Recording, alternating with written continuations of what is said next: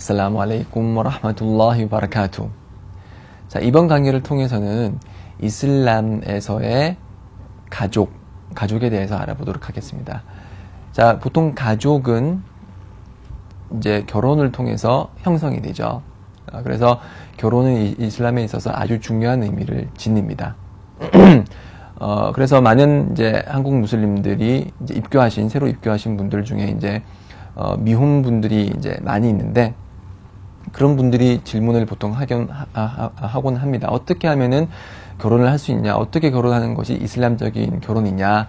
그래서 지금 이 시간에는 결혼을 어떻게 하는 것인지에 관해서 논해보도록 하겠습니다. 자, 결혼이라는 것은 천국에 함께 들어갈 동반자를 찾는 것입니다. 그리고 그 결혼이라는 것은 남성의 경우 연자 살랄라후 알레이히 와살람께서 말씀하셨듯이 네 가지를 보고 보통 사람들이 결혼을 한다고 하는데요. 그 여성이 가진 미모, 그 여성이 가진 재산, 그 여성이 가진 가문, 그리고 그 여성이 가진 신앙심. 보통 이 네 가지를 보고 사람들이 결혼을 하는데, 연재께서 저희들에게 조언을 주시길 신앙인과 결혼해라, 신앙을 가진 여성과 결혼해라, 그렇게 저희들에게 조언을 했습니다. 그래서 저희들은 최대한 신앙심이 높은 무슬림 여성과 결혼을 하는 것이 권장이 됩니다. 자, 그러면은 그런 대상을 찾을 때 어떻게 찾을 수 있을까요? 연애를 한다? 죄송하지만 연애는 이슬람에서 허락이 되지 않습니다. 왜냐하면은 하디스에 전하기를 남성과 여성이 밀폐된 공간에 있으면은 제3자, 그 세 번째 존재는 사탄이라 그랬습니다. 그래서 남성과 여성이 함께 있게 되면은 이제 손도 잡아보고 싶게 되고, 그 다음에는 더한 것도 해보고 싶게 되고, 사탄이 들어와서 이슬람에서 허락되지 않는 그런 행위를 부추기기 때문에 이슬람에서는 허락이 되지 않습니다. 또 다른 하디스에 의하면은 이성의, 그러니까 결혼을 할 수 있는 그런 이성의 손을 잡는 것보다 차라리 쇳바늘이 내 머릿속에 관통되는 것이 더 좋다라고 말씀을 하셨습니다. 그 얘기는 그 결혼하기 전에 이성과의 손을 잡는 것이 아주 커다란 죄악으로 인식될 수 있다는 것을 보여주는 하디스인데요. 그래서 저희들은 항상 그러니까 이른 시기에 결혼을 하는 것이 권장이 됨에도 불구하고 그런 연애를 통한 결혼은 허락을 하지 않고 있습니다. 그러면 어떻게 상대방을 찾을까요? 이 질문은 마치 우리 조상들이 어떻게 결혼을 했을까요? 우리 조상들은 자유연애가 없었는데 어떻게 결혼했을까요? 라는 질문과 유사하겠죠. 이슬람에서는 그 배우자를 찾을 때 굳이 그 배우자와 깊은 관계를 맺고 같이 살아보고 데이트를 해봐야지만이 그 사람에 대해서 알 수 있다고 보지는 않습니다. 그 사람의 성품과 됨됨이는 주위 사람들의 평가, 그리고 이제 부모님이 어떠한 사고방식을 가지고 어떠한 식으로 그런 아들, 딸들을 키웠는지, 그런 여러 가지 사회적인 상황을 판단을 해서 그 사람이 어떤 사람인지 이제 판단을 할 수 있는 것입니다. 그래서 이런 배우자를 찾기 위해서 어떤 무슬림들은 예를 들어서 페이스북에 들어가서 자기 자신을 홍보를 해요. 나는 한국인 무슬림인데 이렇게 입교를 했고, 막 하면 사람들이 한국인 무슬림이라 그러면은 외국인 무슬림들이 상당히 좋아하거든요. 오, 한국인인데 입교했어? 그러면서 되게 좋아하죠. 지금 그 한류 열풍도 불고, 뭐 한국 사람이 이제 여러 방면으로 많이 알려졌기 때문에 비무슬림 국가에서 한국인이 입교했다 그러면은 좋아하거든요. 그러면은 막 이성들로부터 막 이렇게 막 제의가 들어와요. 나랑 친구 맺자, 나랑 대화하자. 그렇게 해서 찾은 상대방과 결혼을 했을 때, 제가 이제 실제적으로 들은 바로는 아주 부작용이 아주 많은 그런 결혼이 되는 경우가 많아요. 그 대화를 하면서 상대방을 속이는 경우도 있고, 자신의 질병을 감추는 경우도 있고, 여러 가지 부작용이 발견이 되기 때문에 이런 온라인을 통해서 짝을 찾는 것은 바람직하지 않습니다. 바람직한 방식은 자신이 잘 알고 있는 신앙심이 좋은 그런 무슬리마로부터 자신이 결혼하고 싶으니까 도와달라, 짝을 찾는데 도와달라라고 해서 이제 이미 기혼자 남녀가 이제 그를 위해서 짝을 찾아보는 방법도 있겠고요. 아니면은 성혼을 통해서, 성혼이 이제 네트워크가 잘 갖춰져 있기 때문에 이제 결혼하고 싶어 하는 남녀들에 대한 그런 정보가 있기 때문에 성혼의 임함을 통해서 그런 이제 짝을 찾는 노력을 하시면 될 것입니다. 그렇지만 연애를 통해서라든지 아니면 인터넷을 통해서 짝을 찾는 그런 행위는 바람직하지 않습니다. 그리고 상당히 위험한 요소를 많이 내포하고 있는 방식이기 때문에 그러한 방식은 피하는 것이 좋겠습니다. 자, 그러면은 이렇게 이성을 찾았을 때 정말 내가 결혼하고 싶은 이성을 찾았다. 그러면 어떻게 청혼을 할까요?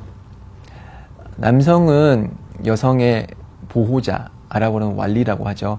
여성의 보호자에게 청혼을 신청을 합니다. 그래서 여성의 왈리는 보통은 아버지죠. 근데 아버지가 무슬림이 아닐 경우에는 아버지보다는 덜 가깝지만 그래도 보호자가 될 수 있는, 예를 들어서 삼촌, 친척들, 그런 친척들도 이제 왈리가 될 수 없다. 빈무슬림이다. 그러면 이제 어머니 아니면 이제 고모나 이모, 그런 여성분들에게 이제 왈리를 신청할 수 있는데 다 빈무슬림이다. 그러면은 주위에 알고 있는 신앙심 있는 무슬림이 그 여성의 왈리가 되는 거예요. 그런 분도 없다. 그런 신앙심 깊은 분도 없다. 그러면은 이맘, 성원에 있는 이맘이 그 해당 여성의 왈리가 돼서 그 왈리에게 청혼을 하게 되면은 이제 왈리가 그 남성을 보고서 판단을 하는 거죠. 이것저것 판단을 해서 이 여성과 결혼하는데 적합하겠다 하면은 이제 결혼을 1차적인 동의가 끝나고요. 2차적인 동의는 여성 자신의 동의입니다. 아무리 왈리가 결혼을 시키고 싶어 하더라도 해당 여성이 거부를 하면은 절대 결혼은 성립되지 않습니다. 이슬람에서 강제 결혼이라는 것은 없습니다. 여성의 동의가 없는 한 그것은 강제 결혼이고, 강제 결혼은 이슬람에서 허락되지 않습니다. 자, 그렇게 여성이 이제 그 해당 남성과 결혼을 하는 것이 좋겠다라고 하면은 그때 이제 그 두 쌍방은 결혼 절차를 밟게 되는 것이죠. 반대의 경우로 이제 지금 경우는 이제 남성이 여성에게 청혼을 하는 경우고, 여성이 남성에게 청혼을 할 수도 있겠죠, 그렇죠?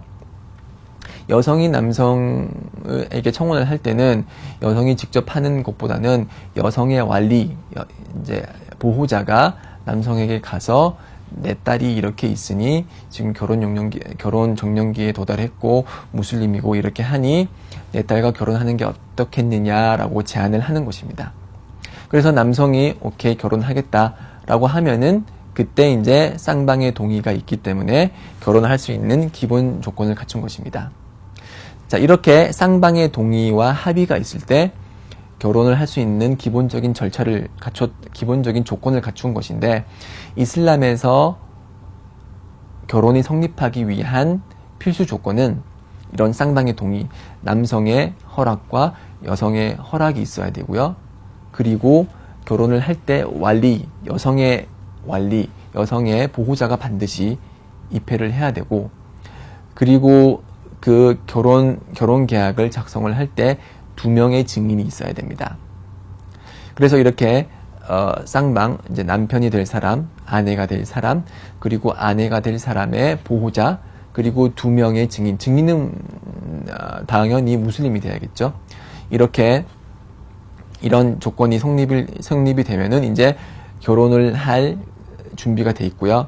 저희 일반 사람들이 하는 것처럼 뭐 결혼식을 거쳐야지만 결혼을 하는 것이 아니고 이제 구두 계약을 맺는 것입니다. 이렇게 예를 들어서 한 방에 모여서 이런 사람들이 다 모였을 때 이제 아내가 될 분의 보호자가 남편이 될 분한테 내가 내 딸을 당신에게 결혼시키고자 합니다 라고 제안을 하면은 그 남성이 네, 당신의 딸과 결혼하겠습니다. 이렇게 응답을 해주면은 그때 결혼계약이 성립을 하는 것이고, 이슬람에서는 그때부터 두 남성과 여성은 부부지간이 되는 것입니다.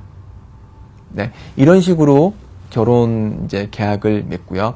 결혼 계약을 이렇게 맺을 때 이런 뭐 한 방에 이제 예를 들어서 그 딸의 완리의 이제 집에 들어가서 해도 되고, 남성의 집에 들어가서 해도 되고요. 성원에 가서 성원의 이맘님께 이러한 절차를 맡기는 것도 하나의 방법이기도 합니다. 그렇지만 반드시 성원에 가서 이런 결혼 계약을 맺어야지만이 결혼이 성립되는 것은 아니고요. 성원에서 결혼을 했을 때 이제 결혼 증명서도 받을 수 있고 무슬림 증명서도 받을 수 있기 때문에 이제 행정적으로 여러 면에서 이제 도움을 받을 수 있는 측면이 있기 때문에 성원에서 결혼하는 것도 권장이 됩니다. 자, 그리고 이제 결혼을 할 때 그 마흐르, 지참금에 대해서 이제 논의를 하게 되는데요. 그 지참금에 관해서는 다음 강의를 통해서 좀 더 설명을 하도록 하겠습니다. 결혼 중요한 문제죠. 결혼 어떻게 하느냐 중요한 문제입니다. 그렇기 때문에 다음 강의 또 계속해서 저와 함께 이런 결혼에 대해서 알아보는데 강의를 계속 들어주시기 바랍니다. 다음 강의 때 뵙도록 하겠습니다. 아살라무 알레이쿰 와 라흐마투ல்லா히 와 바라카투.